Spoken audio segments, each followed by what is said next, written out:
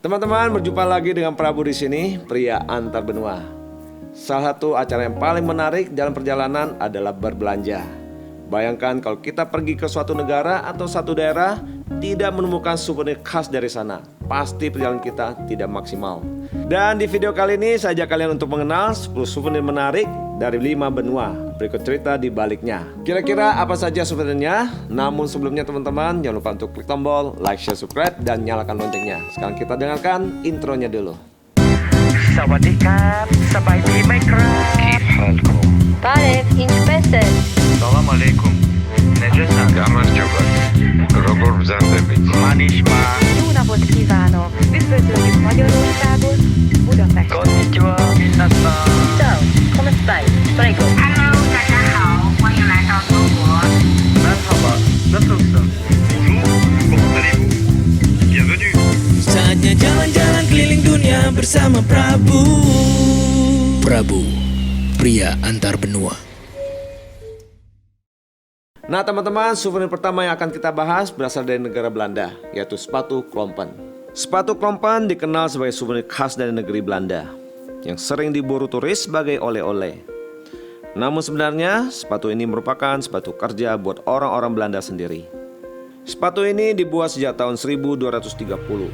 Orang Belanda menyukainya karena dianggap kuat, praktis, melindungi kaki dari kotoran, serta harganya yang relatif murah.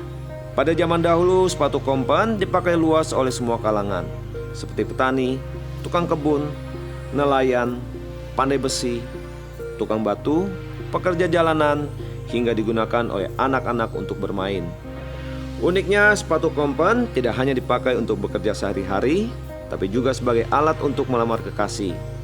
Sepatu ini diukir dengan berbagai macam motif dan dicat dengan aneka warna, lalu diserahkan kepada wanita pujaan hatinya. Seiring perkembangan zaman, orang-orang Belanda mulai beralih ke sepatu berbahan karet yang lebih ringan. Sepatu klompen pun mulai ditinggalkan dan tidak banyak lagi yang memakainya. Kecuali di pedesaan, di mana sepatu klompen masih dipakai oleh para petani, tukang kebun, atau nelayan. Hari ini tidak sulit untuk menemukan sepatu klompen sebagai souvenir khas dari negeri Belanda. Kita bisa temukan di hampir semua toko souvenir di seluruh pelosok negeri.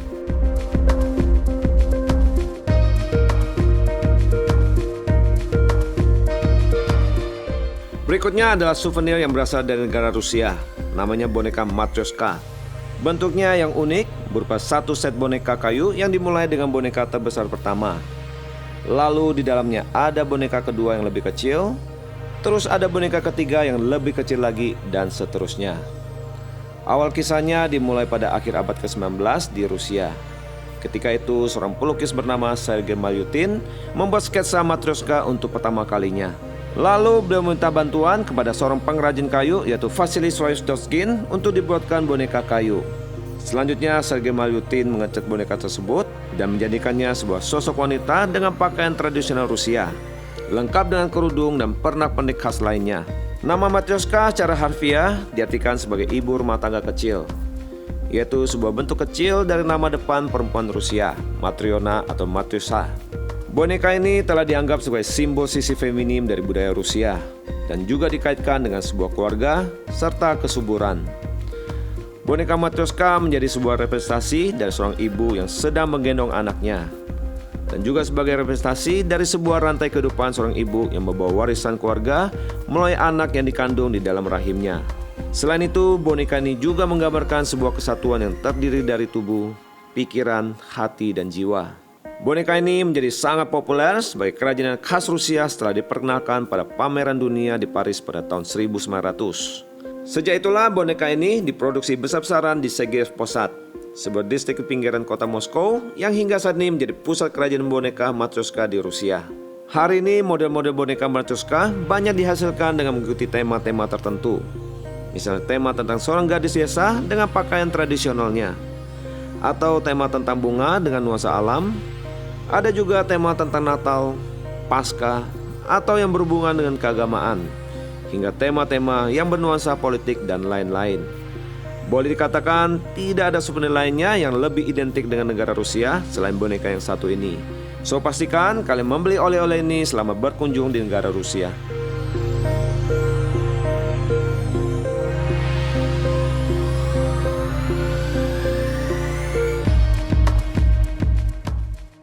Teman-teman, saya lagi memegang sebuah souvenir khas dari Australia, namanya boomerang.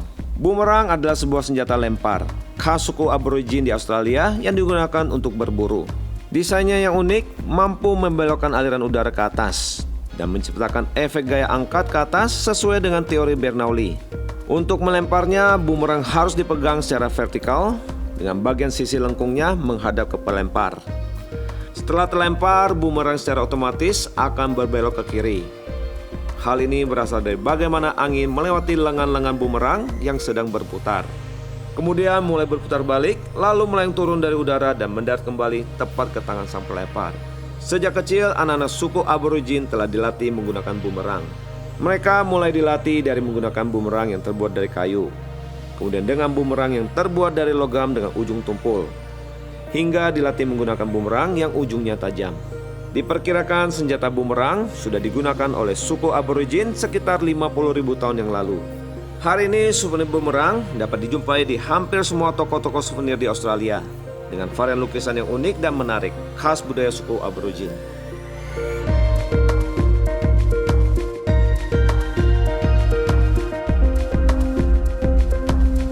Lanjut lagi, kali ini kita terbang menuju ke negara Yunani. Nah, di sini ada sebuah oleh-oleh yang khas, yaitu bouzouki. Bouzouki adalah alat musik sejenis gitar yang sangat populer di Yunani. Mulanya alat musik ini dibawa ke Yunani pada awal tahun 1900-an oleh imigran Yunani dari Anatolia. Dan kemudian dengan cepat menjadi alat musik terkenal di Yunani. Alat musik ini memiliki desain yang cukup rumit dan indah, bahkan melebihi sebuah gitar biasa. Bentuk tubuhnya bundar dengan dawai logam yang disusun dalam 3 atau 4 lajur ganda di atas fingerboard. Biasanya musisi yang memainkan alat musik ini hanya butuh dipetik saja di atas lubang suara dengan plektrum yang dipegang di tangan kanan sambil menekan jari-jari tangan kirinya. Suaranya sendiri mirip seperti mandolin, alat musik yang berasal dari Italia.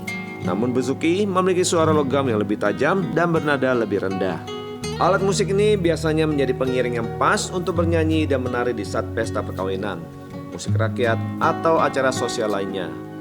Selain itu, bouzouki juga bisa dimainkan dalam genre musik lainnya, seperti rock, bluegrass, dan jazz. Dan sekarang, mari kita dengarkan sama-sama alunan melodi dari alat musik ini.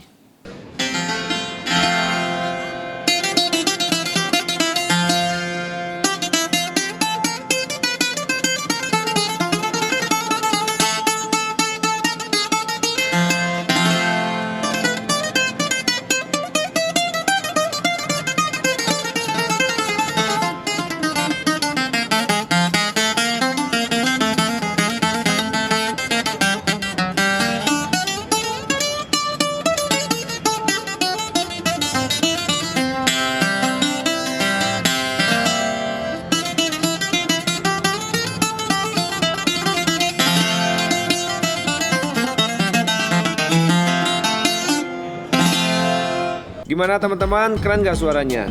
So, kalau kalian berminat dan ada kesempatan datang ke Yunani, pastikan untuk membeli souvenir yang satu ini. Dan sekarang saya ajak kalian ke negeri Kanada. Di sini ada satu souvenir yang sangat menarik, namanya Inukshuk. Inukshuk adalah tumpukan batu yang disusun di atas satu batu dengan batu lainnya. Secara historis, Inukshuk telah digunakan sebagai alat navigasi, titik acuan, penanda rute perjalanan, penanda tempat memancing, penanda perkemahan, penanda tempat berburu, penanda tempat pemujahan, atau untuk menandai tempat penyimpanan makanan. Peradaban ini berasal dari suku Inuit atau juga dikenal dengan orang-orang Eskimo, yaitu penduduk asli benua Amerika yang tinggal di wilayah-wilayah dingin di Kanada Utara dan Alaska. Jika kalian jalan-jalan ke kota Vancouver, souvenir Inukshuk sangatlah mudah dijumpai. Bahkan model ini sempat digunakan sebagai logo Olimpiade Vancouver 2010. Biasanya souvenir ini dibuat dalam bentuk miniatur agar mudah dibawa, dan bahannya bisa terbuat dari kayu, batu, atau bahkan dari permata. Satu lagi souvenir unik yang perlu kalian ketahui selama berlibur di negara Kanada, yaitu Dreamcatcher. Souvenir ini berasal dari suku-suku asli benua Amerika seperti Ojibwe, Ojibwa, Chippewa, dan Saulteaux, yang saat ini tinggal di negara Kanada bagian selatan dan di negara Amerika Serikat di bagian utara barat tengah. Souvenir khas ini menjadi souvenir yang sangat unik, di mana bentuknya berupa sebuah lingkaran dengan rajutan jaring di dalamnya. Dan di bawahnya terdapat beberapa bulu yang menggantung.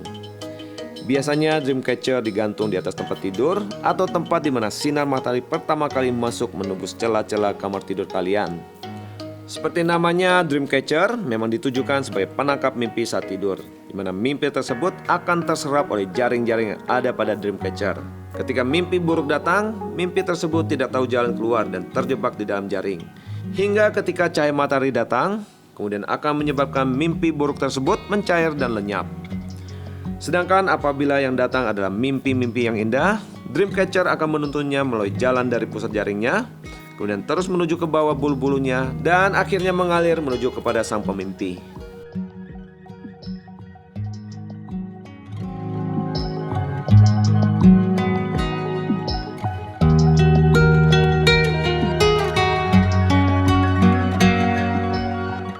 Bagaimana teman-teman? Menarik gak ceritanya? So, jangan ketinggalan untuk membeli souvenir ini di saat kalian berlibur di negara Kanada. Kali ini kita menuju ke benua Asia, tepatnya di negara Sakura, Jepang. Di sini saya ajak kalian untuk mengenal salah satu souvenir khas mereka, yaitu kokeshi. Kokeshi adalah boneka kayu yang sangat lucu dan telah menjadi mainan anak-anak di Jepang yang konon berasal dari zaman dinasti Edo di antara tahun 1603 hingga tahun 1868. Boneka ini berasal dari wilayah timur laut Jepang, tepatnya di wilayah Tohoku-Chiho, di Pulau Honshu, pulau terbesar negara Jepang. Secara etimologi, kata ko dapat diartikan kecil atau anak-anak, sedangkan kata keshi memiliki arti boneka. Jadi, kokeshi dapat diartikan sebagai boneka kecil. Namun, boneka ini juga mempunyai sisi kelam. Kokeshi dipercaya juga berasal dari kata kesu yang dapat diartikan hapus atau menghapus. Sehingga jika digabungkan dengan kata ko yang artinya anak, maka dapat diartikan menghapus anak. Hal ini dikaitkan dengan pembunuhan bayi yang pernah terjadi pada beberapa wilayah yang dilanda kemiskinan pada masa dinasti Edo. Boneka ini juga menjadi inspirasi avatar digital Nintendo, yaitu Miss, yang dibuat dan bisa di-custom oleh para pemainnya.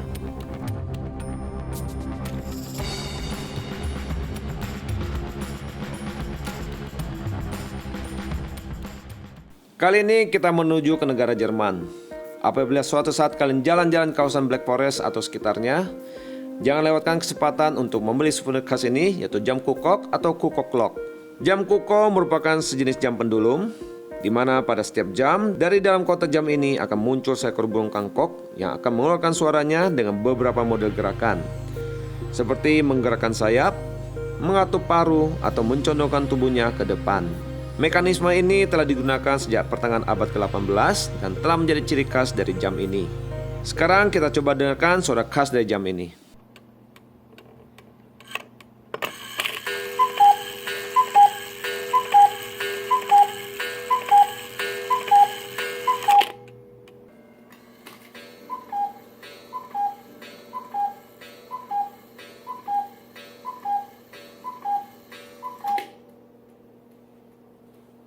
Tidak diketahui secara pasti siapa yang pertama kali membuat jam kuko ini. Namun diperkirakan berasal dari kawasan Black Forest di negara bagian Baden-Württemberg, negara Jerman. Jam ini telah diekspor ke seluruh dunia sejak pertengahan tahun 1850-an dan telah menjadi ikon budaya Jerman serta menjadi salah satu souvenir terfavorit bagi para turis yang sedang mengunjungi Jerman, Swiss, atau Austria. Kali ini kita beralih ke negara Prancis. Di sini ada sebuah souvenir khas, yaitu topi baret. Orang-orang Prancis identik dengan karakter pakaiannya dengan memakai kaos marinir, shawl kecil, topi baret, dan sebuah roti bucket di lengannya. Produksi massal topi baret di Prancis pertama kalinya dimulai pada abad ke-19, di mana di kemudian hari rajutan topi wol ini dikaitkan dengan gaya busana mereka. Di dalam dunia mode barat, orang-orang telah menggunakan topi baret sejak tahun 1920-an sebagai bagian dari pakaian olahraga dan juga gaya busana pada masa itu. Saat ini sudah tidak banyak lagi orang-orang Prancis menggunakan topi baret sebagai gaya busana mereka. Namun topi baret masih banyak dijual di toko-toko souvenir sebagai oleh-oleh.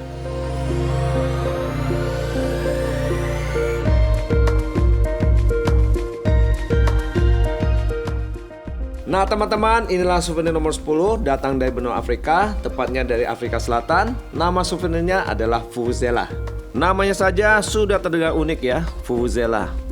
Inilah alat musik khas dari negara Afrika Selatan, yaitu berupa trompet plastik yang dapat menghasilkan suara yang sangat keras dengan intensitas dan frekuensi yang berbeda-beda, tergantung pada teknik hembusan dan tekanan yang dilakukan oleh sang peniup. Aslinya alat musik ini terbuat dari tanduk antelop yang biasanya digunakan untuk memanggil para penduduk desa yang tinggalnya jauh untuk menghadiri pertemuan komunitas. Pada perhelatan Piala Dunia 2010 di Afrika Selatan, alat musik ini sempat memicu kontroversi karena dianggap mengganggu konsentrasi para pemain bola. Namun Presiden FIFA saat itu, Sepp Blatter, memberikan pernyataan, "Kita tidak boleh mencoba untuk melakukan Eropanisasi pada Piala Dunia di Afrika ini." Inilah yang dimaksud dengan sepak bola Afrika dan Afrika Selatan. Kebisingan, kegembiraan, tarian, teriakan, dan kesenangan merupakan bagian budaya mereka. Meskipun terjadi banyak kritikan, FIFA tetap mengizinkan penggunaan Vuvuzela selama pertandingan di Piala Dunia FIFA 2010. Hari ini souvenir khas ini dapat dijumpai dengan mudah di toko-toko souvenir di kota-kota di Afrika Selatan dengan beragam corak dan warna yang ceria.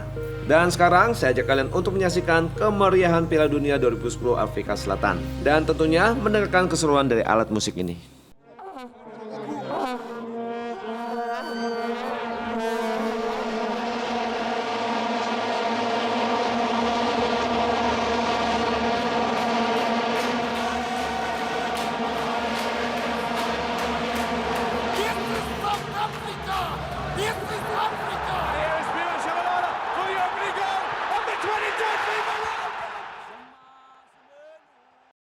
Demikian teman-teman 10 souvenir unik dan cerita di baliknya. Kalau kalian suka dengan video ini, silakan klik tombol like, share, subscribe, dan nyalakan loncengnya.